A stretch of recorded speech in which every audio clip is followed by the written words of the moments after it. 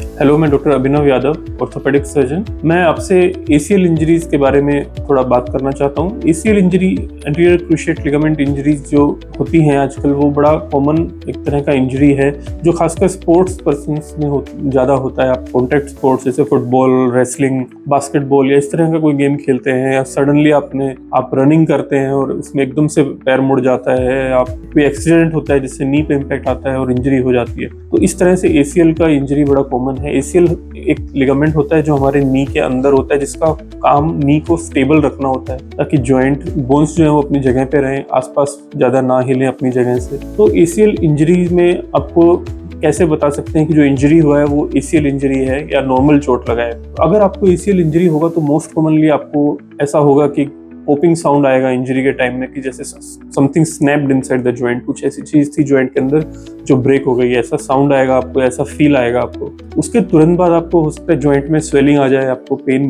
बन जाए, शायद आप उस पर पैर पे पूरा सपोर्ट डाल के ना खड़े हो पा रहे हो। तो इस तरह का प्रॉब्लम बड़ा प्रेजेंटेशन एसीएल इंजरीज में नॉर्मली होता है। नाउ एसीएल में इंजरीज में ऐसा रहता है कि विद टाइम, जैसे जैसे टाइम निकलेगा, इनिशियली में भी आप आइसिंग करोगे, आप थोड़ा रेस्ट दोगे जॉइंट को, तो पेन और स्वेलिंग जॉइंट का जाने लगता है धीरे धीरे करके। 2-3 वीक्स में पेन चला जाता है, स्वेलिंग चला जाता है, मूवमेंट जो आप शायद नहीं कर पा रहे थे, मूवमेंट पूरा आ जाता है। बट इन केस अगर आपको एसीएल कंप्लीटली टोर्न है आपका, तो इंस्टेबिलिटी परसिस्ट कर जाता है कि नी में जो पहले जैसा कॉन्फिडेंस था वो कॉन्फिडेंस नहीं रह पाता है। नी में ऐसा लगता है कि जब लोड ज्यादा डालेंगे या स्टेयर्स चढ़ेंगे उतरेंगे तो नी बकल कर जाएगा, एकदम से मुड़ जाएगा और गिरने का रिस्क रहता है। तो अगर आपको इंस्टेबिलिटी वाले सिम्टम्स आ रहे हैं तो that is something which you should never ignore, because instability की वजह से अभी नी में एक लिगामेंट इंजर्ड है, उसके अलावा नी के अंदर और भी लिगामेंट्स होते हैं और मेनिस्कस होते हैं, कार्टिलेज होता है नी का। उन सब में भी अगर आपको इंस्टेबिलिटी रहेगा तो फर्दर एपिसोड अगर होगा इस तरह का कुछ, तो उन स्ट्रक्चर्स में भी इंजरी हो सकता है।